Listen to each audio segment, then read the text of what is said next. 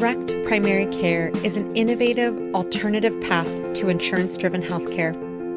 Typically, a patient pays their doctor a low monthly membership and, in return, builds a lasting relationship with their doctor and has their doctor available at their fingertips. Welcome to the My DPC Story podcast, where each week you will hear the ever-so-relatable stories shared by physicians who have chosen to practice medicine in their individual communities through the direct primary care model. I'm your host, Marielle Concepcion, family physician, DPC owner, and former fee-for-service doctor. I hope you enjoy today's episode and come away feeling inspired about the future of patient care, direct primary care.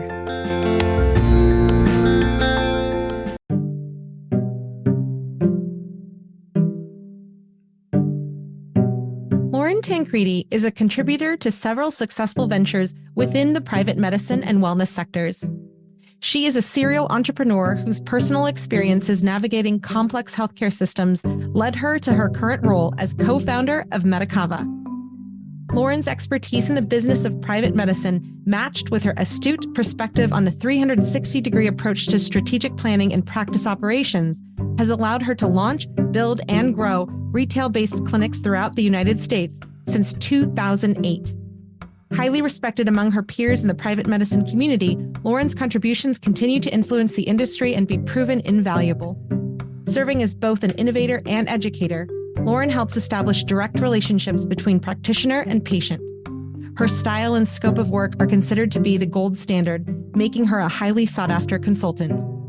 Lauren launched Medicava as a response to the rapidly changing healthcare landscape, recognizing the restraints that were being placed on physicians who were no longer able to achieve their dream of truly healing others.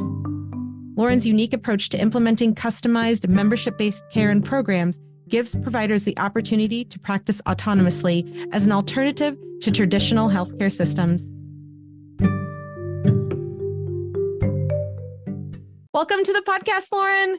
Oh, I'm so excited to be here, Dan, with you, Marielle. It's always fun. Yeah, it is. And, it's crazy because usually, we're in a classroom setting, so to speak, virtually. And I'm just listening to all of your genius, but I'm so excited that you get to, share your message and share where you've come from in your journey and how passionate you are about the direct care movement with more people in the audience. So let's get started. So when we talk about your involvement in direct primary care as a business model, direct care for those specialists out there, the different clinics that you're working with, how did you even get started in working in the healthcare business? Oh, gosh. Well, first, thank you for being my number one student and showing up and asking questions and being curious. Because if you're not doing that, then entrepreneurship is going to be a really hard journey for people. And I think I did the same thing at one point in my life. I was asking questions because, like many of you, I've got stuck in this really complex healthcare system when I got in a car accident, got my appendix out, got my tonsils out with in the short time frame. And I literally remember being in the hospital thinking, after they took out my appendix, they called me and they're like, hey, your bill is going to be it was $17,000.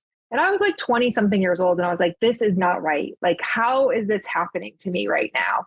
And I left where I had been living at the time in Florida, went out to Las Vegas, and I started working for a clinic called Stenogenics Medical Institute, and they promoted hormone replacement therapy. But I wanted to help people. I've always wanted to really help people. And one of the beautiful benefits of working with them is that they actually would pay for college if I wanted to do something related to what they're doing. So I'm I'm going to be a nurse because that's how I'm going to help people.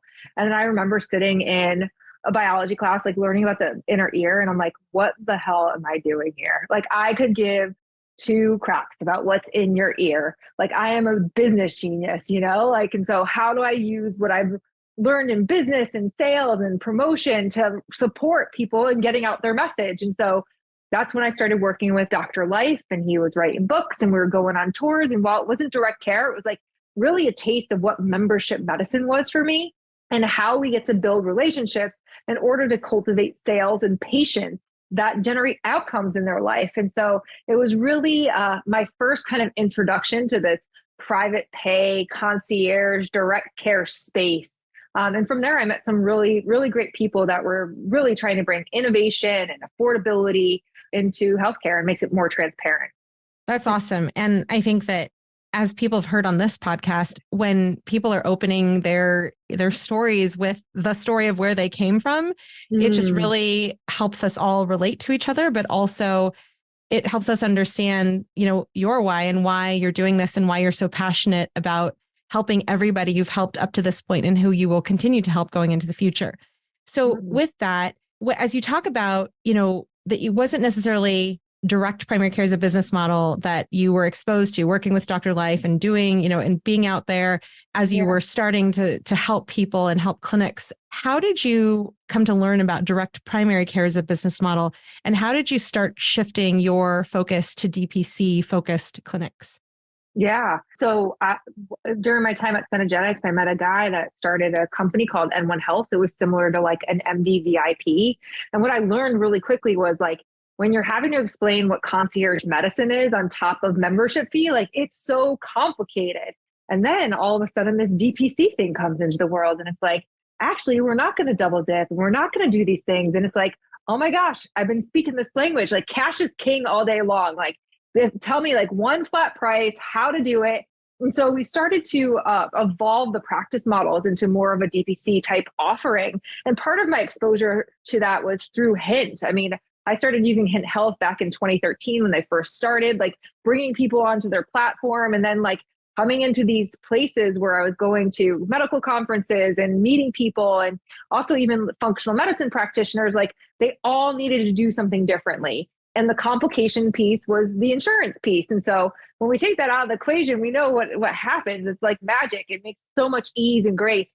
And also there's an education hurdle that we get to come across when we're like talking to consumers and like trying to educate them on what this thing is, right? And so I would say probably in 5 to 6 years into my kind of like more concierge style medicine and background, I started to see direct care taking off and like really starting to make a way. And I'm sure it was doing its thing before then, but it was like, oh, this actually simplifies the process even more. How do we make this work? And I love that, you're coming from it from, a non-MDDO perspective, clinician wise, you're focusing on your business genius and looking at this model as a business model and, a very clean model in terms of like, we don't have to justify the fact that you talk to a family member about your dad or whatever, because there might not be a code for that. And we don't have to like waste our time looking for a code to represent how do we take care of patients.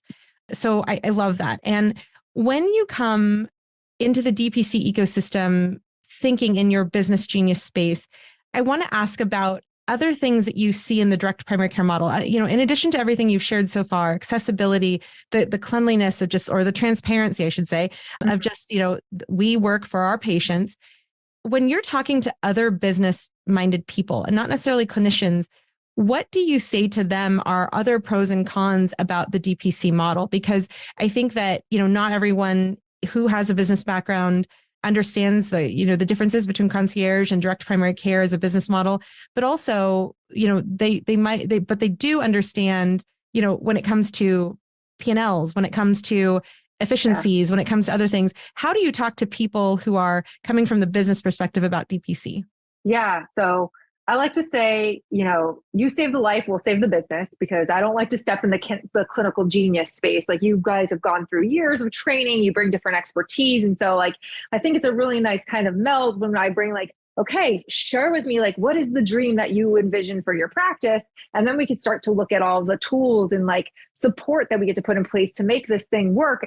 As a micro practice is a lot of the clients that I've worked with in my experience, right? So starting from there, and then in terms of like looking at it through a business lens, looking at DPC through a business lens, it's like, how do we make sure that, one, it's still affordable to the end consumer, but it makes you guys money to pay the bills. And so what I've experienced is like, this can be something that's done, I mean, to your point and experience almost, Marielle, like with a very low overhead. Like you can start with house calls, like you can dip your toes in the water here and also serve a population that still might be at need. We know that there's still a large pool of people that are uninsured and underinsured.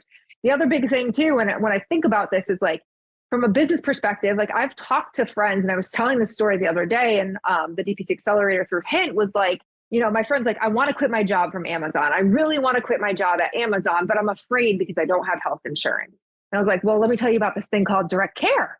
And this is how, no way, that's how much it would cost me. Like, that's nothing. Like, I thought I was going to be coming out of pockets. And it's like, you solve a huge problem for people that are trying to do the same thing that's similar to you, which is remain independent and autonomous in their work and creativity.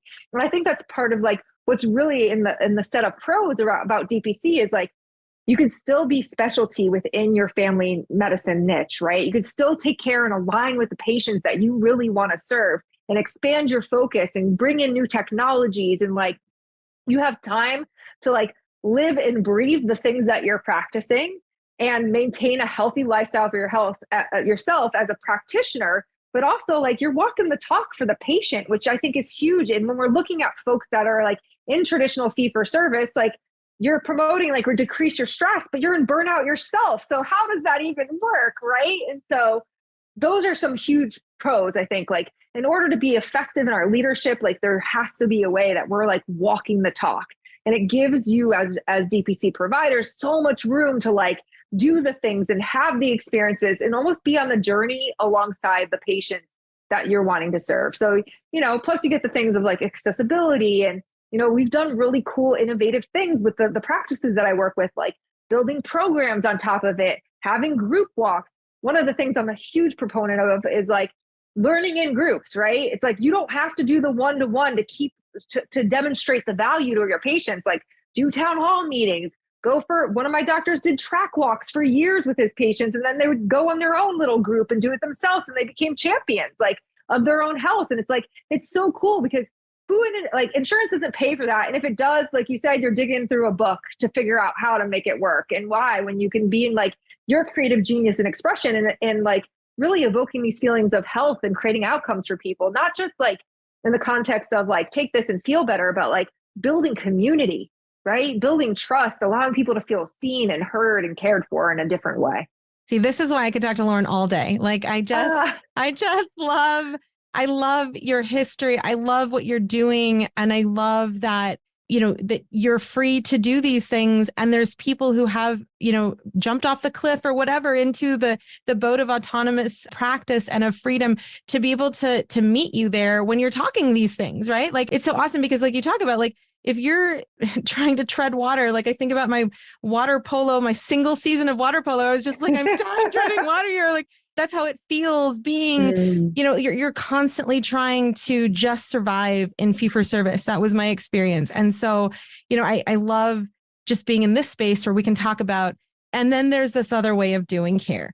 So when it comes to DPC and physicians and whole clinics who are going from even fee for service to a DPC model, or people who are starting from the ground up, I want to address it's this big, like discrepancy between I'm super confident to go to medical school, but I'm super not confident to open a business. How do you address that with people who are like, but I don't have a business degree? Yeah. Well, that's, why there's beautiful resources like your podcast, like the DPC community at large is so giving. And then I would say business is forgiving, right? And so I think that one of the most challenging things I have with my clients who are predominantly physicians is like, get out of your own damn way. Like you are like creating barriers and obstacles where there doesn't even have to be any, right? And so entrepreneurship, and somebody had written me an email this morning, like, he's like, this has been like self-therapy because all your stuff starts to show up. All of your like you said, like the chatter in the mind, like, oh, you think you can do this? You can't do this, right? And frankly, you guys probably took a beating in medical school. I don't know because I never went there, but I could imagine like not having to kill anybody is a big responsibility to take onto your shoulders. And so like, there's a lot of folks that I have been working with in a consulting and coaching capacity where they're like worried that they're going to break something. And business, it's like, you can break it 5 times. It's totally cool. Like your customer's always right. As long as you're honest and transparent and you show them your humanness, like it totally doesn't matter. Then, we're just become perfectly imperfect humans like everybody else that's walking the planet. The only difference is like you're chasing your dream and you're creating impact in people's lives. Like remind yourself of that every single day. And so, I like to work with intentions. I like to make sure that people are affirming what they want. And like, sometimes we've got to just like keep telling ourselves until we believe it ourselves, right? Like, I can do it. You can do it. It's like Tom's the train. He's coming up. Yeah. Like, so yeah, I think, the biggest challenge that I experience folks having is like having to do it right, having to do it perfect.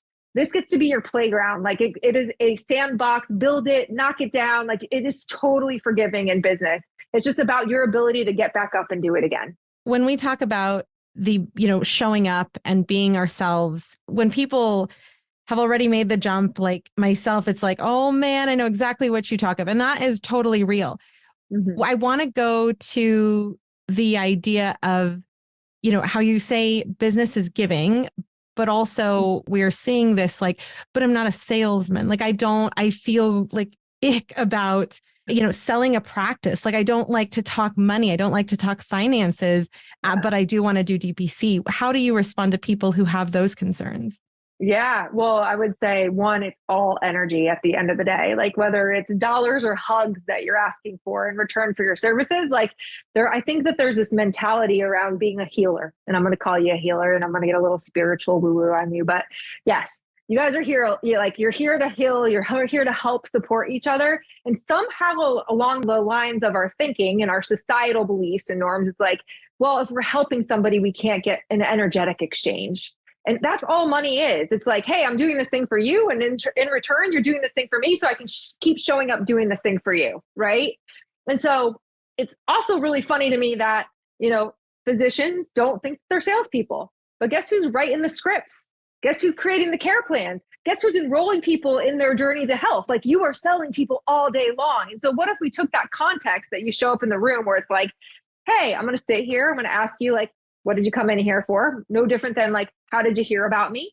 What do you need, right? What are your chief complaints? Like, what are you looking for in a practice?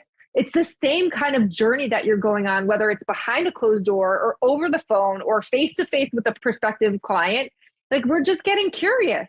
And then at the end, we get to make the recommendation of, hey, I think you'd be a great fit for our practice. Here's how it works, right? And it's like just moving into that money conversation. But for so many of us, we weren't taught about money in school. We don't necessarily like balance our checkbooks like our parents did. Everything's digital. We don't even touch money anymore. So our relationship with it, it's like out the door. And if you remember, Mario, like one of the first things I said to you is like, start looking at your bank account. Remember? I was like, every Friday. Yep. No, I totally remember that. And I literally, again, I was telling Lauren this before we started recording, like I hear her voice, not in some crazy diagnosis code way, but like literally I'm like, oh, Lauren said to do this, so I'm doing it. So I love that. And I love that you're calling out all of us who are talking to patients about like, this is what I recommend. And, it's coming from that place of, oh yeah, like I actually do recommend things and people actually do understand, where I'm coming from to recommend things specifically medically, as well as, socially, whatever. And they take that information to heart. That just being in that space has allowed me, I don't know if this happens with other clinics that you work with, but it's like, that's allowed me to not even focus on the like, oh, I'm not a money person. In addition to checking, Financial Fridays, I have come to talk to people during meet and greets about like, this is Big Trees MD. This is the clinic we offer. And money doesn't even come up until the very end of the conversation because they've already gotten I want that care for me. Like I can get that care. Like you do that here in Arnold. And so when it comes to the meet and greet and people feeling confidence about going into this meeting where they're still, they might still be getting comfortable with talking about what they're doing. There's people who open with the pricing of the practice. There's people who open with what is direct primary care. And then there's people who like myself, I'm talking about like who I am as a physician because people are wanting me as their personal doctor. How do you talk to people about the finessing and the, the envisionment of what is the purpose and how to effectively communicate the purpose of the meet and greet? Yeah. So this is the art of enrollment, right? This is the thing that we were talking about before is like, how do you get people to believe in the vision? And even when you're writing the care plan, you didn't go say, hey, here's your prescription. Now tell me what's wrong with you, right? I mean, it's no different than that. And so really what we're doing is so many practices that I've been interviewing to kind of like, I ask a lot of the times, like, what do you want your patients to feel like when they leave the conversation or they leave the clinic from you, right? And the majority of people tell me, I want them to feel seen and I want them to feel heard. Now, and if I'm coming at you and I'm like, hey, I'm interested in becoming a new patient, and all you do is tell me about the features and benefits and the doctor, do you think I feel seen or heard, right? And this is the art of enrollment. It's like, how do we allow ourselves to step back, hold space for who's showing up at our doorstep so that they can feel seen and heard, and then we can like provide a solution. And to your point, Mariel, then they've experienced the essence of you. Then they know you can hold space for them and whatever challenges they are. Or maybe you guys decide like, nope, it's not a good fit because personality wise, it doesn't work here, right? But this is the art of enrollment. It's like, you let them do all the talking because essentially they'll sell themselves. You just got to show up energetically being who you are. I love that. And that's, the last conversation I had a couple of days ago with a potential new patient. It was like, for me, I spend 15 minutes. It's been a work to rein it in because I love to talk, to get it down to 15 minutes. It used to be 21 minutes. But what I would say is that for me, when I open the conversation, I'm like, what brings you to this meet and greet? Like, how can I help you today? What brings you to even looking into this model of care? Because it's different from, what you typically see in our area. And for me, it's things like that help open the conversation. And then you're right on in terms of like, I get immediately what that individual is looking for or that family is looking for. And that could be like, we just want access, or we just want a person who actually knows us, or we just want to know, like, is there another way to do care in terms of, do we always have to use our insurance because we have a high deductible plan? I'm like, that's a sort of a loaded question when people ask that, because I'm like, that's perfect pairing for that. But it is so true in terms of just the idea of like what brings you to the practice and giving that space to the patients or potential patients to share. And we make it clear, and I'd love to hear your recommendation on this, but like, we don't focus on give me all your diagnosis codes and I'm going to treat you over the phone because it's just a meet and greet. But when it comes to like, what brings you here? What are you looking for in a practice? Like, when's the last time they had anybody in healthcare ask them that? Right. Right. Totally. And so it's like, to your point, like if you're showing up with an attitude of service versus sales, the whole game changes, right? It's just like, how can I serve you today? And that's really where I focus. Like when I was selling at Synergetics, it was $30,000 a year. Like it took me 6 months sometimes to get patients to be enrolled. But how did I show up? I served them. Like I sent them articles. I like followed up with them. And then all of a sudden when they were ready, they came back to us. And so, I like to think a couple of things. One, every no leads you closer to a yes.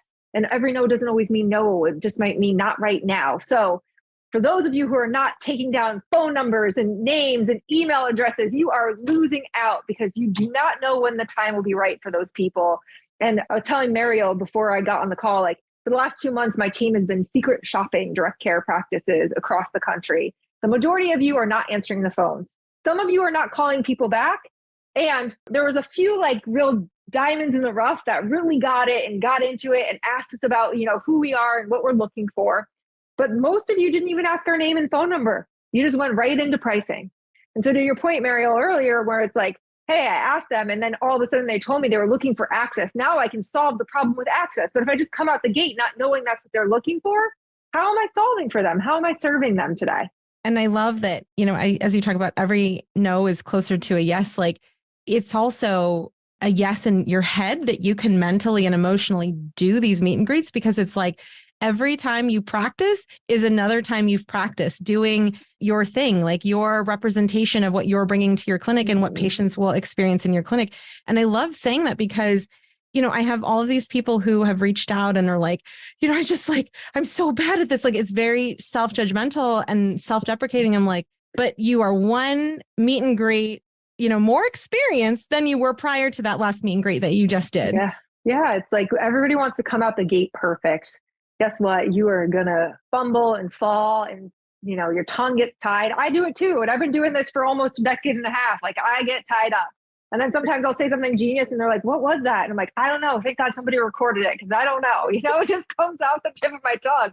But even one of the guys that's in our cohort right now was saying to me today, he's like, there's some people that are saying no, and it's hard for me not to make it mean anything about myself. And it's like, dude, it's got nothing to do with you. If it's got anything to do with you, then we got to like seriously consider why these people were your patients before they were even at this new instance of your clinic. And what I encouraged him to do was, all right, like this, you're just a beginner. So if these people had been your patients previously in a fee-for-service environment, why don't you ask them, hey, I'm just getting started at this thing. I am not a business owner. I'm a really good doctor, or at least I think I am. So I'm going to take, like, you saying no isn't about me, but I'm curious, where did I fall short in making you say yes? Right? And what do you have to lose? Right? We're so afraid. And a lot of times, like, I get on these calls with doctors and they're like looking for the next thing. Like, what should I be doing? And it's like, dude, actually, it's probably been right in front of you all the time. Did you follow up?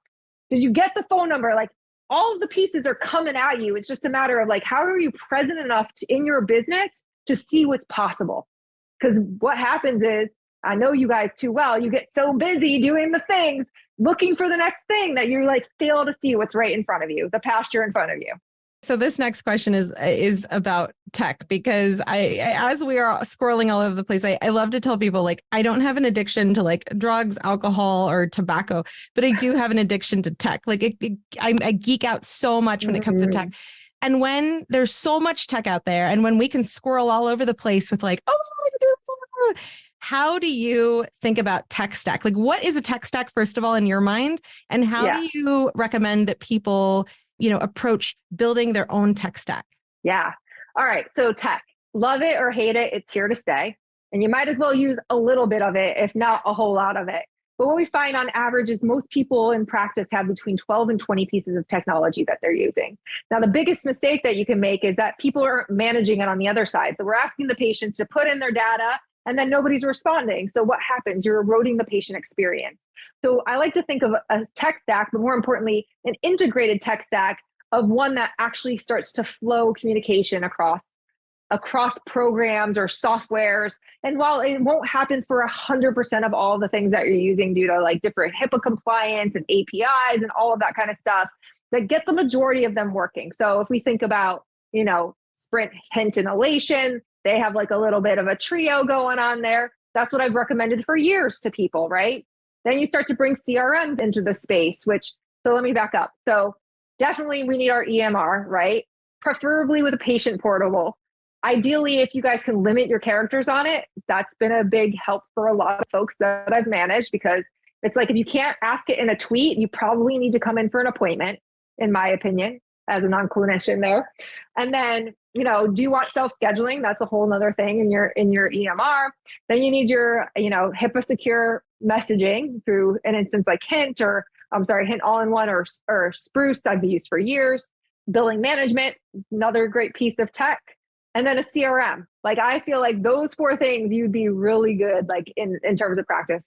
CRM, questionable, but in my opinion, again, if you're doing the sales piece right and getting people's phone numbers and names, like, you want a database to store them in, or at least a spreadsheet, and a CRM, which is a customer relationship management tool. I like to think of it, for those of you who are not techie like Mariel and I, like, it's like an EMR, but for sales and marketing personnel, right? It's like, it's got all of the things. So I can get my follow-up tasks in there. I can write notes on the people, how they heard about us.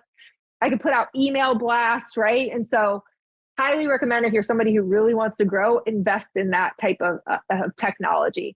And so when we get all those things working, it's like really great, because now our EMR can tag the patients, it can update our list in the CRM, and like, that's like fully integrated tech stack.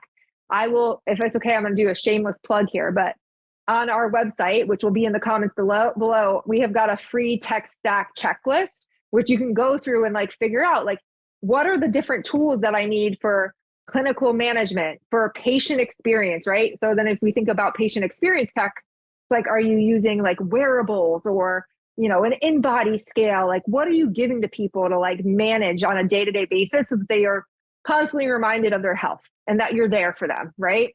So it goes through and then it goes through the accounting piece. Like, it looks at all of these different pieces of tech, and then you can put like what you have. And we've got a list of like recommended partners that we work with a lot of the time, so that you can figure out like, what are the gaps in the tech, and is there a place for this stuff? And again, going back to my first point is like, don't add more than you can swallow, because if you can't manage it on the backside, it's just going to hurt the experience more than help it. And this is something that I'm embodying Dr. Christina Dahl out in Pennsylvania, where she was sharing her story, and she was saying how like from day one, she has a spreadsheet of like, this is how much I spent at Target today on these items and all these things.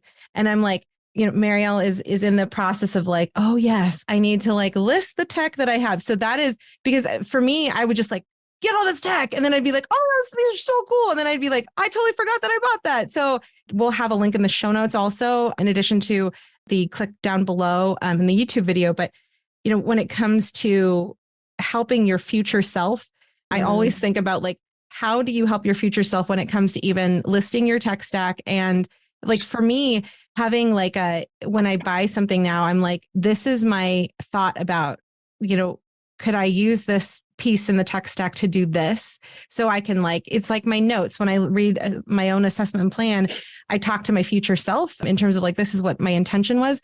But also there's tech stacks out there there's pieces of tech stack out there where like, there might be like a 60-day trial and then you can try it out and see if it works or not. Like I could geek out on this all day. Oh my gosh. I know. And then, I mean, just to your point too, Marielle, like don't like set it and forget it, right? Like if you are using tech, like go back in there, go through the patient experience, make sure that there wasn't any like feature updates or broken links. Like I did one thing once and it broke something and it took me like 2 months to figure out it broke. It's like, no, test everything.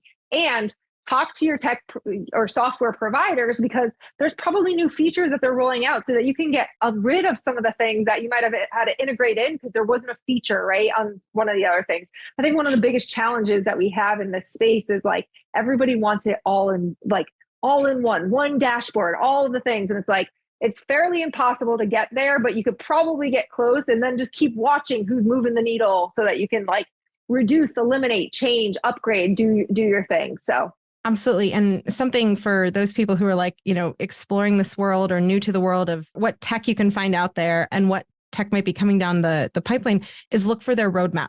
Like that's typically the lingo that people use for, what's on the short-term horizon in terms of what they're building out towards. So now that we've talked about tech and harnessing tech to do what you need it to do, so you have time to do other things, like, spend time with patients that's where you're working at the highest ability of your training and ability to think and operate.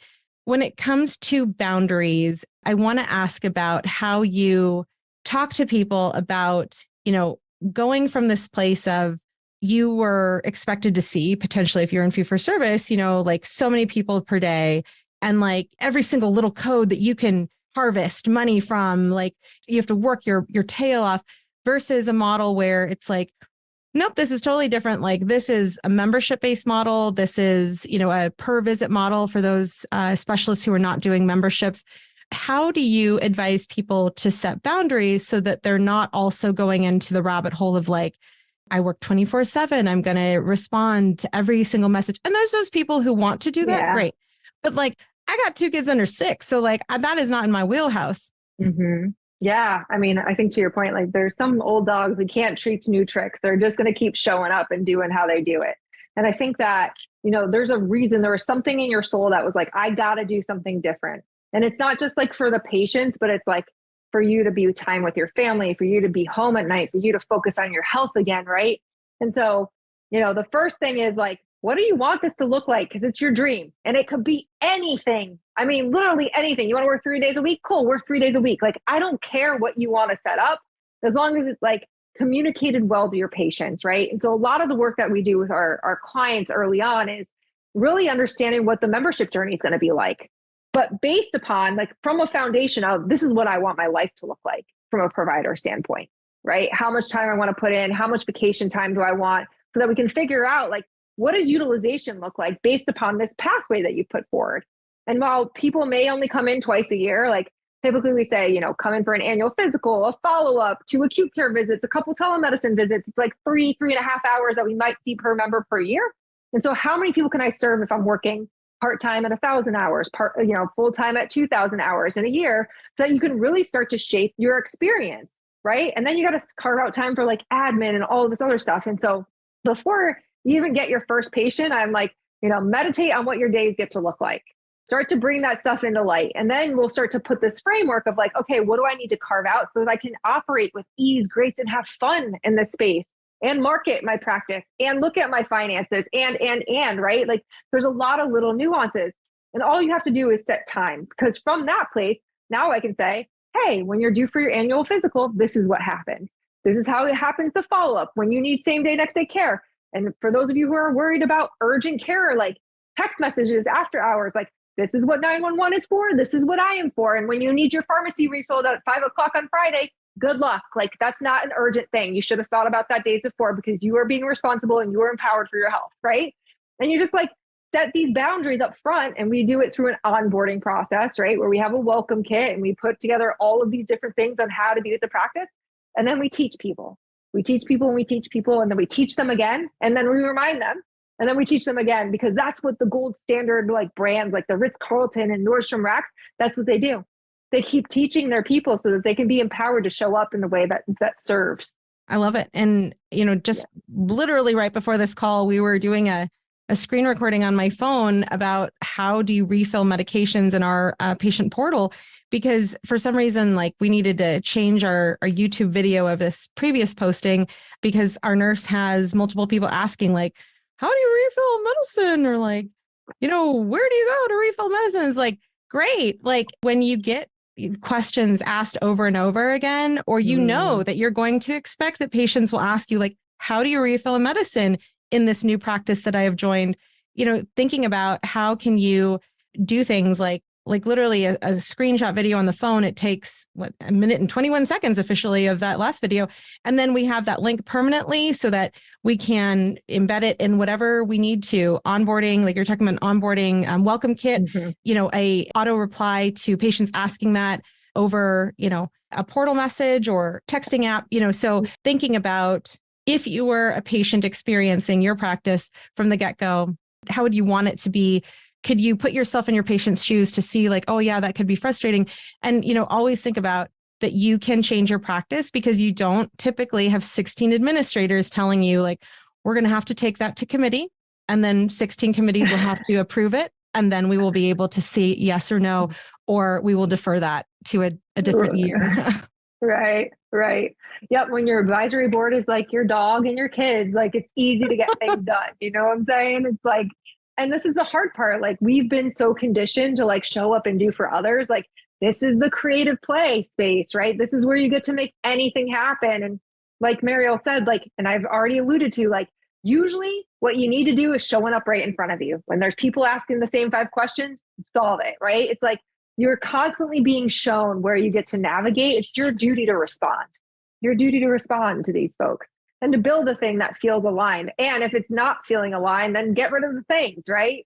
Absolutely. So when we talk about being in alignment with our practice, with our patients, I want to go now to finding people who are in alignment with understanding what DPC is as a business model, what membership models are. And for me, I had created this Yelp-like directory of a bunch of resources that is actively being built out and added to all the time, with people who are understanding of direct primary care, where people within our space can leave reviews about, my experience with so-and-so.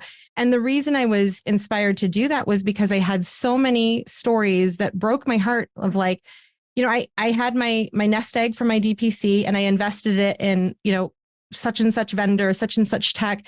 And at the end of the day, it wasn't in alignment with DPC. They didn't even understand DPC. The copy was so bad. I had to pay someone else to, build my website again or whatever it is. And so when it comes to being in alignment with your own practice and reaching out to people who are in alignment with DPC and understanding of DPC, how do you advise people to talk to, whether it be a tech company or whether it be a consultant or a marketing person? How do you talk to people about these are the strategies of how to actively find someone who is in alignment with the type of practice that you're trying to build or you're growing? Yeah. Well, I think that usually like when you get clear on what it is, what or who you want to call in, it will start to show up for you, right? Like I believe that that things start to come and flow. You start, they call it saturation in marketing. It's like, oh, when you think of a Tesla and you want to drive a Tesla, then you see 10 Teslas on the road, right? Like, and so again, pay attention to those universal signs. And there's no coincidence that the people that you're meeting in this direct care space, like have likely been through the same challenges that you have. Ask the community, right? And then from there, do a meet and greet with the organization, go take a demo, kind of to your point around tech, like play with the software. Does it make sense? and talk to people that have been through the experience. I mean, every single person that we talk to, we go through like a discovery call. We interview them for the practice. We interview them for more for us than we do for them. Like, I know I can help pretty much the majority of the practices that come in, but it's like, who do I want to work with? And so for me, it's not just like the tool or the tech. It's like the energetic alignment. Like, are they serving like, do they want to create impact? Are they putting outcomes before they are putting dollars, income? And so, and I want to work with people that are like, have a mindset of like being a beginner again and being curious and open. And, there's some people that love being in this like kind of startup space because they can be contributors. And then there's, other tech and folks that have been in this for a long time that understand the framework and can go. So it's like, it's really about aligning your values with who you're working with at the end of the day. And to Mariel, to your point, it's like, there is a universe or an ecosystem, and it's through like DPC Summit and the Hint Summits and the Health Rosetta Fest and like your directory. And like, there are, DPC Frontier, like there's things out there that can point you in the right direction. And when all else fails, ask. And if you're afraid to ask your peers, your colleagues, the folks in the DPC community, you're going to have a hard time asking for the sale from your patients. So start getting comfortable being uncomfortable and showing up in ways that you probably never thought you'd have to before, because this is the goal. This is where everything starts to unlock for you. And everything towards that goal is so meaningful, and it really like returns, like you've been saying all along, it returns you to yourself. You can think about like, how can I show up to help others, to put my intentions out there so that I'm doing what I'm proud of at the end of the day. And so that, as a physician, like we're doing the best for our patients without getting the stressors of like, well, I wanted to do that, but it's not on your formulary. So, right. I absolutely love that. As people are growing their practices, something that's coming up now is, what happens if you're a physician who's looking to retire in the next, 5-10 years? When it comes to how to value a practice, this is something that isn't talked about a lot. I was talking to my cousin who worked in a family practice clinic in Canada, and then she is now a hospital administrator. And she was talking about how, she understands direct primary care in terms of like what the model is, what it totally makes sense from a business perspective to her. But she was talking about how she would still think that it's important to do things like code your visits in terms of the ICD-10 to potentially say, like at the point now I'm ready to sell my practice. This is where I can say like, I have, 75% of my patients have hypertension, or like 20% have diabetes. So this is what you would be expecting to, take on if you were to buy my clinic. How do you think about, and how do you advise people when it comes to how do you value your practice so that you could potentially have a dollar amount to be able to sell, not only, go from a space of selling to members, but also then to sell to other clinicians or other physicians, your own DPC? Yeah, I mean, that's a great question. And I don't know that we have a ton of evidence or data in the space that will show that there's a formulary for doing it. And I think, again, like we're in this early adopter stage. I feel like we're crossing the chasm. Like there's been a lot of momentum in the last couple of years. So like we're finally taking that leap in terms of business and awareness. But, traditionally fee-for-service practices would evaluate the assets within the practice. And that's like, okay, you're getting paid for your computers and your chairs. And that stinks at the end of the day. And so really, I think that, it's more of like creating a succession plan than anything for folks. I mean, that would be my recommendation, is like, don't just pull out and sell, like bring somebody in, start to transition your patients so that there's actually value, and you can actually do like a formulary like EBITDA, right?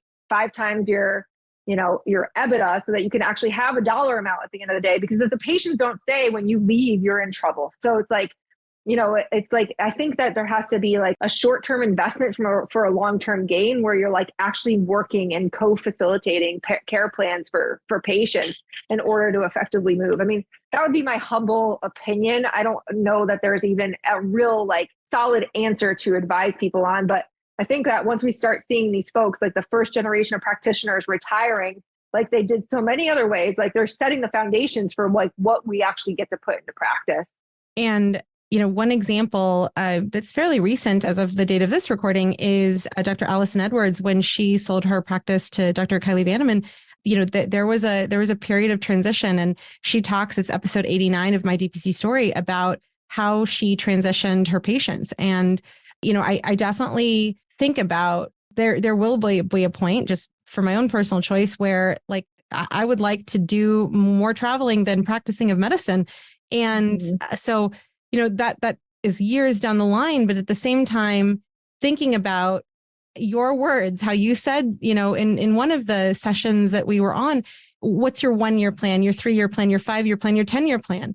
And for me, that would be potentially in the 10+ year plan to think about, because I think about how frustrated I get when I don't, do things like record my tech, like I shared earlier.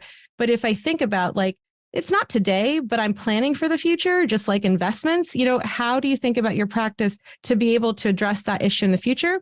I think it's super important for us as a movement, but also individually to think about, so that we are thinking about alignment with our future selves. Yeah, absolutely. I think that's a huge point. And at the end of the day, I think we all get to write our own story, like whatever that looks like, including like the sell of our practice. It's like, can you have the same amount of passion and excitement that you do for DPC when you're selling a patient, when you're actually offering somebody to step into a turnkey business? Like it's fairly priceless. Awesome. So with that, specifically at Medicava, what is coming down the pipeline for you guys, and how do people get in touch with you after this podcast? Awesome. So I think below in the show description, there's going to be a link to our website. Go there, get your tech list if that's something that's exciting for you. But, we're in the business of being practice architects or practice implementers. Like, you dream it, we design it, build it, make it flow and go, whether it's tech or systems operated, right? And then our sweet spot's been sales. We've been doing sales for a half a dozen practices across the country, where we take all of the inbound phone calls. And what we've noticed, and to my point around, like, we've been shopping practices to find out, like, hey, I keep hearing this thing called my practice isn't growing, but when you're not answering the phones, you're not doing the follow-up, you're not marking down people's names and phone numbers, you're failing at sales. And so we're launching this sales mastermind, the Art of Enrollment, in the early fall, September, to really help hold you guys accountable, to work on calls with you, to do outreach, like to literally like be the mentor in terms of the sales game. And so that's the most exciting thing that I have on the agenda, because it's like, I never thought I was going to be a salesperson, and here I am doing sales all day long. It's like, how is this happening?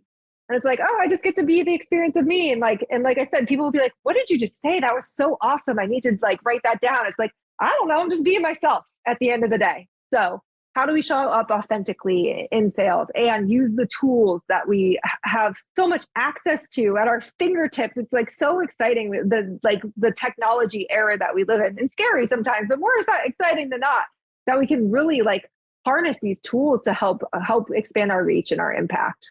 Awesome. Well, thank you so much, Lauren, for taking the time and sharing about what you are doing at Medicava, and also just about, empowering people to think about their practices and to grow in their practices that are in alignment with their why and their future. Yeah. Thank you for having me. It's always fun to connect with you and talk to the DPC family.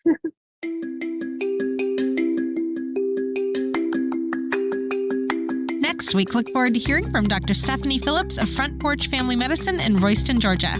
If you've enjoyed the podcast and you haven't yet done so, subscribe today and share the episode with a physician you may know who needs to hear about DPC. Leave a 5-star review on Apple Podcasts and on Spotify now as well, as it helps others to find all these DPC stories. Lastly, be sure to follow us on social media. If you're wanting to continue learning more about DPC in the meantime, check out dpcnews.com. Until next week, this is Marielle Concepcion.